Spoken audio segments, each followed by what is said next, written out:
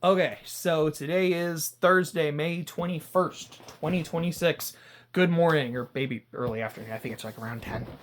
So, going over the past week, let me start with Survivor, because Survivor 50 finales was last night. I just finished recording my thoughts on it. I meant to do it last night, but the phone was getting kind of low. It was like, I'll do it in the morning. Short version, I thought the finale was solid. I do think Aubrey is a good winner. Um, and I don't mean that in terms of like tier lists, because as I said in the video, I don't really have one. But what I mean is I can leave this season feeling like, okay, I like the person who won, and I think they did play a winning game that I am happy with, because it's Survivor. Playing a low key game about how do I manage my threat, how do I make the right relationships, how do I peak at the right time, is how you play Survivor. And I think she played that really well.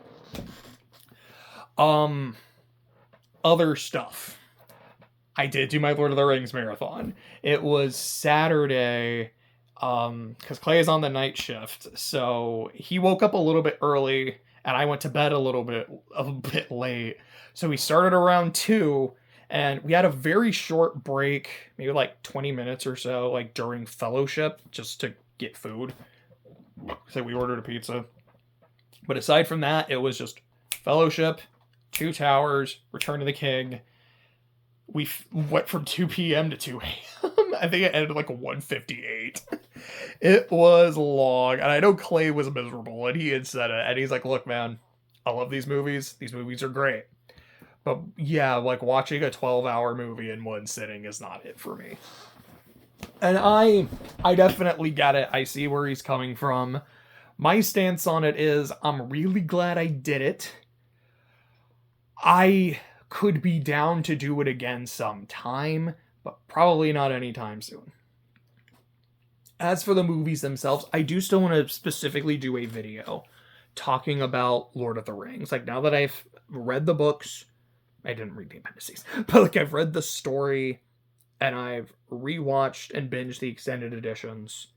What do I think of the series as a whole, and like the movies and the books? Do I have a preferred version? And I think, because I was taking some notes on this the other day, I think what I want to do is kind of make a video, like, here's kind of my basic thoughts on the books, my basic thoughts on the movies, and kind of just make a list of, like, here's a lot of the differences that I notice between the books and the movies in a particular order. And is like, here are the things that I prefer in the movies. Here's the things that I don't necessarily prefer, but I like. I think this is a good idea, but maybe I still prefer it a bit more in the book, or maybe I feel like they're about even, and just kind of go down to here are the changes that they made that piss me off. And I can think of 2 off the top of my... Okay, now I can think of more than that. Denethor in general is just a big one. I've always never liked movie Denethor, and then I read the book. It's like, no, yeah, everyone's right. He's so much more interesting in the book. I mean, I'm gonna go and say it. Return of the King is easily my least favorite of the films, having rewatched them. And it's honestly because my 3 least favorite things in the movies are all in Return of the King. Denethor is a big one. Aragorn looking in the Palantir is another big one. And that stupid frickin' scene before Shelob, when Sam climbs down the steps, sees the bread, realizes, I never ate the bread, Gollum's a sneak, and goes back up. I've always hated that scene so much. And to find that it's not in the book, that never happens. They just both go to Shelob, and Gollum just attacks Sam and like basically distracts him long enough for Shelob to attack Frodo. This is something they made up for the film. And what I hate about it, in terms of everything, I love what Gollum does. I love Gollum setting up this scenario. And the real, because here's the thing, like when Frodo sees that all the food is gone, and then Gollum's like, and all of that. I don't know if I can do a good Gollum, but it's fun anyways. And Frodo just kind of gives Sam this look that's like, nasty fat hobbit, but fine, whatever. It's not until Sam asks for the ring, and Gollum's like, he wants it for himself, precious. And that's when Frodo snaps. And I love that idea of Gollum just kind of putting those thoughts in Frodo's head, and Frodo saying, like, no, Sam, fuck off. I think that's all fine. All they had to do was just have Sam kind of sit there and cry, and then show up for Sheila and be like, no, yeah, like, I wasn't gonna let you go off alone with him. Not with Stinker and Slinker. Which he does call him Stinker one time in the movie, and I did appreciate that. But just have him follow behind, because that's what Sam would do. The fact that he actually started to leave Frodo and only went back because he realized, wait, I didn't do the thing I knew I didn't do. I feel like it's so antithetical to Sam's character to leave in the first place, and also just the thing that convinces him doesn't make sense because he already knew this. It bothers me. It bothers me immensely. And I brought up the thing with Aragorn. I know I'll probably reiterate all of this when I do my Lord of the Rings video as well. Because in the book, when he's just like emoting in the Palantir and holding Anduril, I don't even think he said anything. But the whole point was, I'm going to bait Sauron by showing him that I'm the king of Gondor again, showing him the sword that cut him is reforged and ready to go, and I'm making him like I'm bluffing that I have the ring and that I'm coming for him. Because that is going to make him put all his attention on me and not on Frodo. And he's kind of trying to do the same thing here. But the moment Sauron, he's like, I'm coming for you. And Sauron's like, yeah, but your girlfriend's dying. And then shows the thing of Arwen. And then Aragorn sees that. And instead of like trying to be like he might shake a little bit, but still being stern, like, no, I'm still coming for you. He's just, oh, and then he drops the Palantir and then his necklace shatters. And I thought this to myself and I immediately said it out loud. I was like, okay, Aragorn just became Oregon, man. Like that. I hate it. I hate it so much. There's also that really stupid scene with Gimli, which, boy, I'll have a lot to say about Gimli.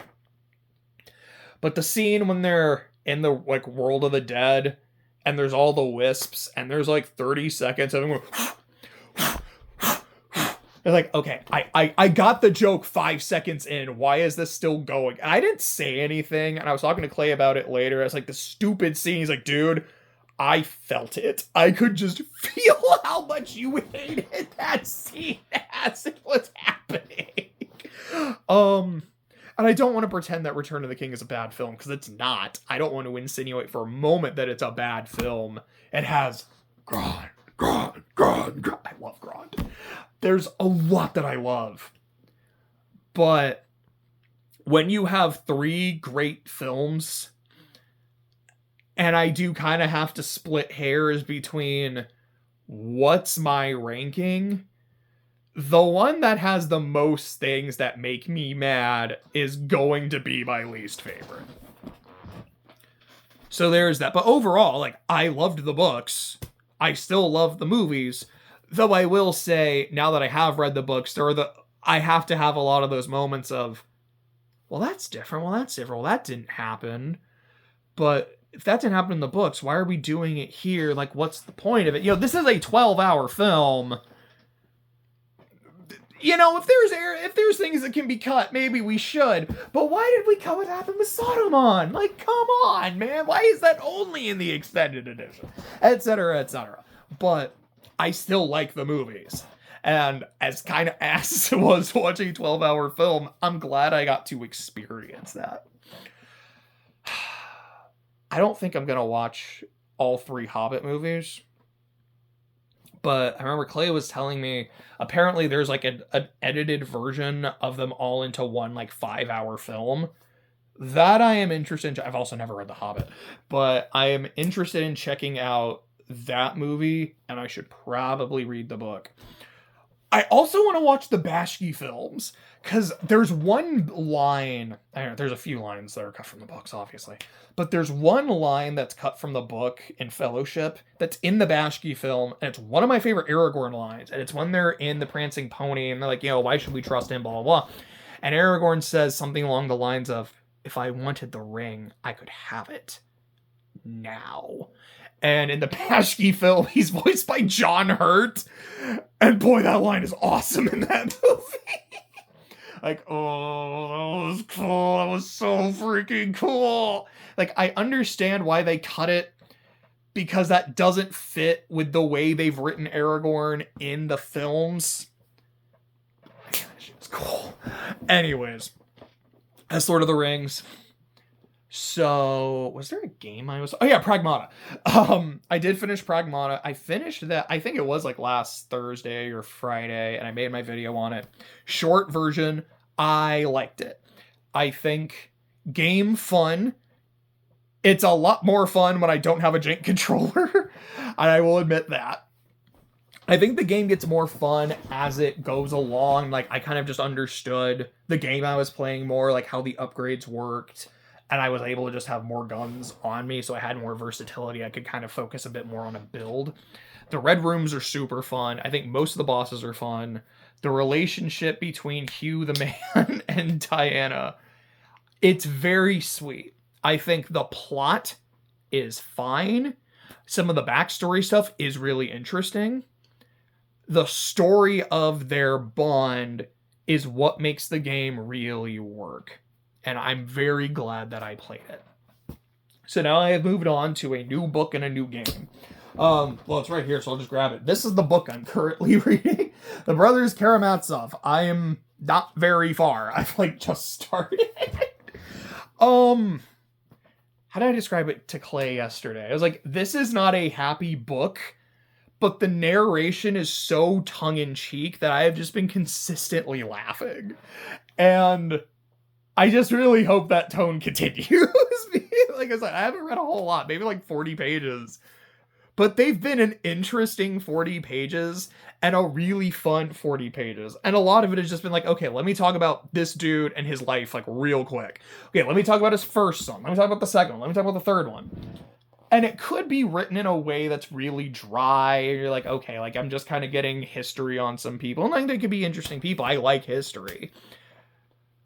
But it's, gosh, there's like this one line. There's a lot of really good ones. Where essentially they're talking about how the dad's relationship with his first wife was really, really bad. And when the wife left, or excuse me, it's like she left and then later she died. And when she died, his reaction, depending on who you ask, was either he just like broke down on all fours and wept. He looked to the sky and praised God that he was finally free. Or he did both. And then, like, the next chapter, like, just starts with, like, okay, so this was the son he had from that relationship. You would probably assume, based on the relationship with his mother and just the kind of person he was, that he was a pretty bad father. And you'd be right. But not for the reason you think. See, you might think he would treat his son really poorly, like, out of anger or out of malice, like, toward the wife. And that's not the case. He just often forgot that his son existed. And when he would be reminded that his son existed, he would just send him off to hang out with the servants because, well, you know, having a child around would spoil the orgy. It's like, what? This book is wild. Like, it's, again, that's very thoroughly unhappy. But it's told in a way where I can't just help but laugh. And, like, I feel like I'm laughing with it, like, with the narration, rather than laughing at it, which is always a good sign.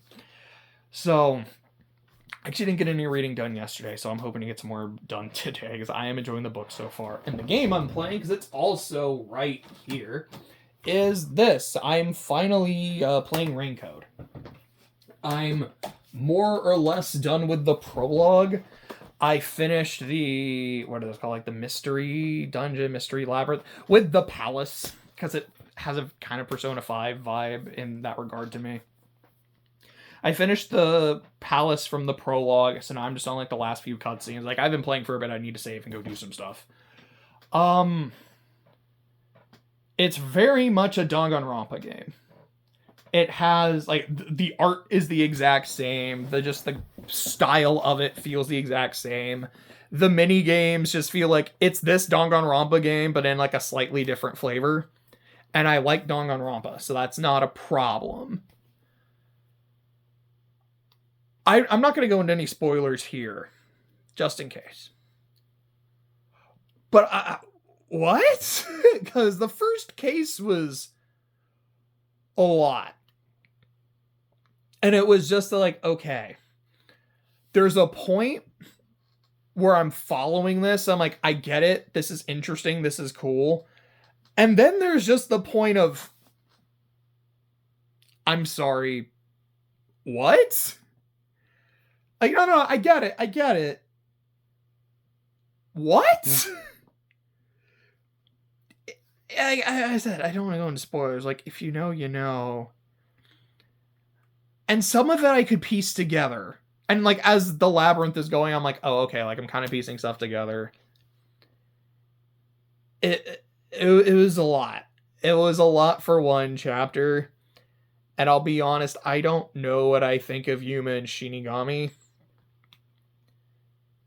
Yuma, I don't particularly like so far. And I think it's just because most of the dialogue I've gotten from him, I don't feel like I've gotten a lot of character so far. And granted, like, he's someone that has amnesia, doesn't really know who he is or where he's at. But most of his dialogue has just been kind of, huh? What? Like, what's going on? And it's not particularly interesting or endearing. And Shinigami is just a lot. And I think there's maybe been a couple lines of like, oh, okay, like, that made me laugh. That was kind of funny. But for the most part, like, you're just a lot. And I love me some Danganronpa. Danganronpa is very extra. It is a lot. And that's part of its charm.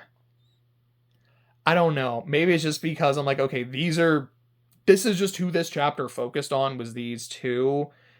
And it's like, on a scale of 1 to 10, you were the 1 and you were the 10. And I didn't really have a lot in the middle to balance it out, because I didn't get to spend a lot of time with those other master detectives that I met. So we'll see how it goes as the game progresses. It might turn out that, like, as the game goes on, like, okay, Shinigami does get really funny, or that she kind of gets toned down a bit, to where I'm like, okay, no, this is working. Or Yuma just becomes really cool and really interesting. It was, I don't think it was a great first impression, if I'm being honest, but it wasn't an awful impression either. I definitely want to keep trying it out. And I'm still really excited for 2x2 and have no idea when that's coming out. Let's see. Talk about that. I've been saying on a lot. Yeah. NBA. Knicks Cavs game 2 was tonight. OKC Spurs game 2 was yesterday. OKC Spurs is tied 1-1. I missed most of game 1. I'll put a pin in why. But I missed most of it, and then when I turned the game on, because I've been kind of following it a bit, there was a minute left in the fourth quarter, and a tie game. I was like, oh man, this is really tight. Cool, I guess I get 5 more minutes. Cool, I guess I get another 5 minutes. Double overtime for the first game of the conference finals is crazy. And from what I saw, and what I followed, and what I heard, it sounds like this was just like a genuine, like, one of the best games ever. And then I watched the entirety of Knicks Cavs, like, I don't know, maybe a few seconds here or there when I was, like, getting a drink. But the Cavs were up 22 with, 8 minutes left in the fourth, something like that. I remember I was on the phone with Clay, because, I haven't seen him today. Let me, call to him, see what's up. And I had tuned out of the game. I was still watching it. I'm like, okay, they're up 22 with 8 minutes left. This is kind of over. Okay, the Knicks are going on a bit of a run, but okay. Okay, they just brought it to 10. And there was still, I think, 4.5 minutes. Ooh, this is a game again. This is 100% a game again. I think between the end of the fourth quarter and overtime, the Cavs were outscored 44-11. And Brunson outscored them 17-11 by himself. It was insane. It's yeah, is that a comeback or is that a choke? I think I agree with Barkley. That's like no disrespect to the Knicks because they still had to fight to get back. I was like, that was a choke job. Like, how, with that much time left, did you let that happen? How could you not get a stop? How could you not hit a shot? How did you not call a timeout until they were on an 18-1 run? Bro, this was bad. So we'll see what happens in game 2. I mean, we'll see if the Cavs can bounce back, and if they do, can they maintain it? We'll see if the Knicks are just going to steamroll them like they did multiple times to the Hawks and the Sixers. I don't know. Spurs Thunder feels like this is going to be a 7-game series. Maybe it ends in 6. I mean, I guess it could still theoretically end in 5, but it feels like we're going to get 6 to 7 games here. After that game 1 collapse, I'm like, this series could be fast. Because on the one hand, like, it should give me confidence that, no, like, the Cavs can compete, the Cavs can win, the Cavs can do this, but I'm also like, that was your chance, man. And granted, that's 1 game out of a potential 7. The Knicks still need to win 3 more. But you had them on the ropes, and you could have really, like, taken it to them. And instead, you just energized them. I look at that like this. I don't want to say a sweep, but this might just be over in 5. Maybe it goes 6, but I don't think it'll be. I mean, the Cavs have had 2 7-game series, so maybe third time's the charm. They just get another game 7. I mean, that doesn't really fit. Third time's the charm would be this the time where they don't get the 7 games. But we'll see. Isla is going. New chapter is supposed to be out tomorrow. So I had finished most of the drafting Monday. And then probably like Monday afternoon or so, Monday night, I just kind of went through, because as I write, if I get kind of stuck, or if I think of something I need to add later, I'll just put it in brackets and put it in bold, be like, blah, blah, blah, blah, blah. Like, here's kind of what needs to go here. It's like a basic description. Sometimes I'll go a bit more in depth, but I did a lot of that. And then Monday night, I filled out the majority of those. Tuesday, I just didn't do any right. I pretty much just, because try that again. Monday night, I typed notes on my phone about that. Tuesday, I actually put them in the script, or in the document. Wednesday, which was yesterday, I sat down, just kind of went from the top of the chapter, looked over it, made some changes, made some edits, making sure it's good, making sure I like it. The few points I didn't fill out, I did. Like, okay, we're good to go. And I got to the last page and a half. I'm like, I'm not feeling it. I still know how the chapter ends. I still like how the chapter ends. It's just kind of like that wrapping up conversation. Like, I basically just used the dialogue as it was with very little changes from the previous draft. And a lot of it, I think, works. But I'm also like, the tone is a little different now because the fight went a bit different this time. And I feel like I need to change the mood a bit because of that.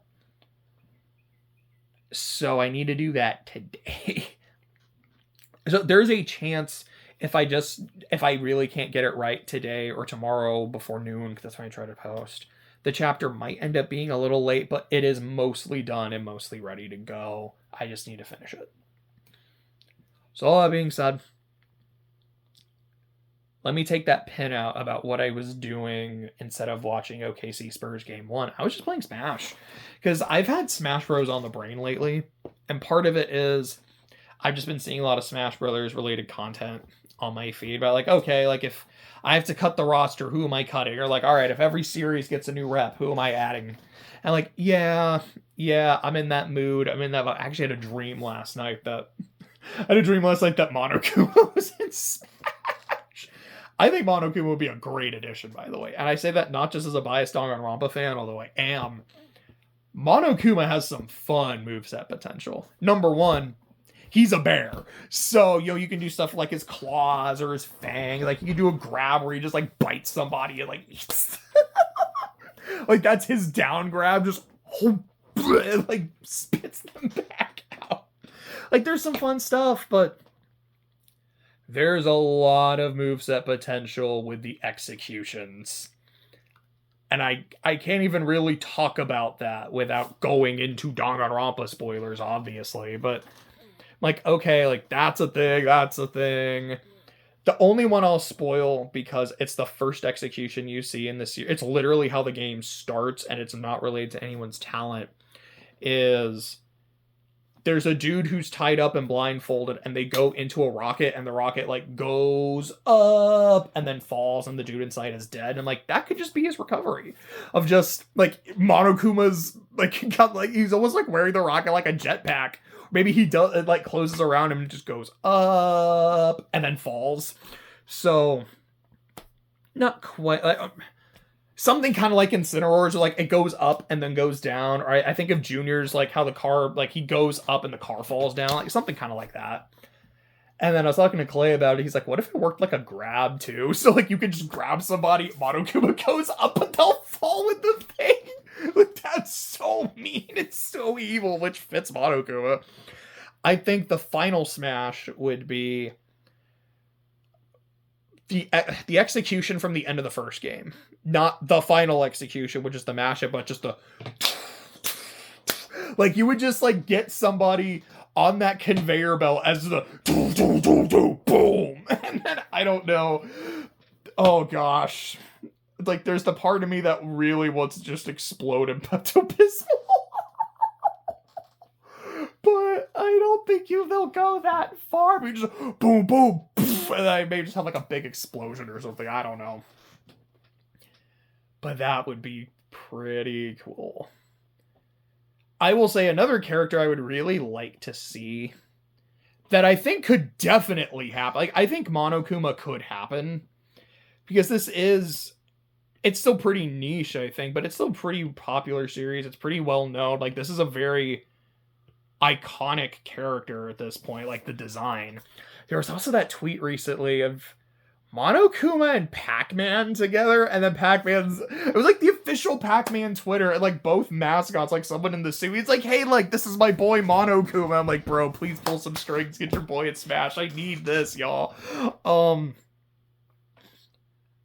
as I said, sorry. The other character I would like, also a Namco character, which, look, like, I want Lloyd from Symphonia. Like, that is one of my most wanted characters for a long time. I think Estella's past him, because Estella's my girl. Marks is a character I would love. Like, I know if there's another Kirby character, it's probably Bandana D. I love Bandana Waddle D. I'd be happy to see him. Give me him and Marks. Marks would be crazy. I would love Cosmos. If another Xeno character is being added, it's probably Noah and Mio. And genuinely, I don't think you can add one without the other. Just the way XC3 works, I think they would fit as one character. Maybe it is just like a down B change. Maybe they have like a weird ice climber dynamic. I don't know. I think they would need to be together if they're in it. I think Melia would be a phenomenal assist trophy, and that's my girl. That was who I played in XC1. I got assist trophy. Melia would be dope as hell. Playable Cosmos. As someone who played Xenosaga, I didn't play Xenosaga 2. I was like, I don't want to. I'm just going to watch the cutscenes. But I played the first game and I loved it. I played the third game and I loved it. Based on the ending of Future Redeemed. Wait, is that what it was called? Was it Future Redeemed? Maybe it was something else. Or like Future Connected? Anyways, based on the ending of XC3's DLC, I saw that blue comet and I played Xenosaga 3. I know what that means. Cosmos is coming home, baby. So, Xenoblade 4, she's gonna be in it. And it might also low-key be Xenosaga 4, I don't know. So if Chaos is in Xenoblade 4, I wouldn't be shocked. I would love to see Cosmos. There is moveset potential. That's cool. Mostly, I want to see her reveal trailer. Because I think her trailer would be her debut scene in the series, like when she wakes up. And it's just like, she would just like, I can just imagine characters like walking into a lab and like her pod like lights up, and then you just see the first person perspective, and you don't know who the character is, but you've played Xenosaga, you know exactly who it is from this point. Like, just wakes up and is scanning everybody, like identifying threats, and then just like goes off, kicks some ass, and then you just get the reveal. Like, I think that'd be so freaking cool, man. Bruh. Like, if I have to add a character from the Xeno series, I'm sorry, no and Mio. I know it should be all, but my Cosmos bias is telling me to pick Cosmos. Oh my gosh. I don't know if it's just a victory line or if it's also a taunt where, what is the stupid line she has? Like, Shion, my appearance is down 3%. Oh, it's just... I love me some Xenosaga. Like, unironically, I really enjoyed Xenosaga. Oh yeah, my point. I have had Smash Bros. On the brain for a while, and I just really wanted to play it, so I played some rounds with Clay, played some rounds with Jose, and by the time that both of them were like, alright, I'm gonna go to bed, I'm like, alright, cool. Now let me watch the OKC game. Oh wow, there's a minute left in the fourth quarter, and this game is crazy. But in addition to Smash, there was something else I've had on the brain, and some of that is also Danganronpa, so playing Raincoat I think is going to help with that until 2x2. But the other thing is I've had Worm, which is just funny to say I've had Worm on my brain because, you know, the worm in your brain. But I'm like, man, I really liked Worm. It's only been a couple years, but I kind of miss it. I'm like, I kind of want to reread it while thinking to myself, then just get back into reading Ward. You liked Ward. Why did you stop? Because it's important. I didn't drop it. I just haven't picked it back up again. I fully intend to. I think for me, my kind of goal this year is I'm trying to read a lot of classic literature. Like Lord of the Rings. I've talked about it a lot. Like Brothers K, that's definitely classic literature. Like a lot of classic books. But at some point, either this year or next year, I want to get back into Ward. But I've just been like remembering a lot of stuff from Worm, like a lot of character moments, a lot of powers, a lot of the interludes. And one thing that sticks with me is just the fact that it stuck with me. Because I can still, like, I don't remember every little thing that happened. There are definitely things that if someone told me about it, I'd be like, I don't remember that, but that sounds familiar. But I think about, like, Gundam. I've watched a lot of Gundam. I watched a lot of Gundam last year. Only 50 episodes this year, which should still be a lot. Actually, 48, technically. No, because it was 48 of Seed, and then Clay was watching Witch from Mercury, and I was watching some bits with him. But there were points where he would tell me about things from Witch from Mercury, and I'm like, I completely forgot that happened. And I also watched it, like 2024, maybe 2023? It wasn't that long ago, and I loved it. But it apparently just didn't stick with me. And I know there are things that like I'll watch or I'll read or I'll play and I'll enjoy them, but they don't necessarily stick with me. And I think about the fact that Worm didn't do that. And maybe that was part of it. Maybe it's just because it was super long, so it just had more staying power. Maybe it's the fact that like after every arc I made a video, so I was almost kind of making my memories as I went. But I could still give a brief synopsis of every single arc. And I don't feel like there's a lot of recent things I could do that for. And I think that's really cool. And I think that's something, at least for me, like I feel like that's something I should celebrate. So at some point I'll get back in Ward. But I did get Clay to start it. He started yesterday and he's finished arc 3. And I'm like, I'm so happy. Yeah, there we go, baby. Like we got someone else. I'm just so excited. I have someone else I can talk to about Worm. And it's just, okay. There's things I want to discuss. And I can't because they are spoilery and they are late. But we're getting there. It's like, oh man, he's only a few arcs away from Leviathan. And then I can talk about why that's my favorite arc and my favorite scene. Which, without going into like deep spoilers, my favorite scene in arc 8, it's in the entire story, It's near the ending. It's it's the scene where Rachel saves Taylor. That is easily my favorite scene in the story. There's a lot of other scenes that I love. There's a lot of other scenes that I think I would like if I was to describe Worm to somebody, or like to Taylor's character in particular. It's the scene in arc 5 where like she carves out Lung's eyes. Just what a scene. And Sundancer's cast a shocked reaction to it. To me, that scene is Worm in a nutshell, and it's Taylor's character in a nutshell. And it's one of my favorites. Theo's interlude with Jack. That whole thing, one of my favorite moments in the story. There's a lot. But it's that moment between Rachel and Taylor. Easily my favorite. Just absolute peak, 10 out of 10. It is one of many reasons why Arc 8 is my favorite. And I have said it before, and I'll say it again. It is by no means this is where the story peaks, and everything else sucks. It's just this, like, all the stuff that happens here, this is my favorite. Some others off that, like, 16 is right there with it. 24, 20, 30, basically all of Gold Morning. The story is so good. It's so good. Maybe it's like when Clay finishes War, I'm like, okay, if you're going to start Ward, I'll get back into Ward, and this will kind of help me with it. I don't know. But I think that's it for this one. I've definitely rambled and ummed enough for one Thursday morning, so see ya.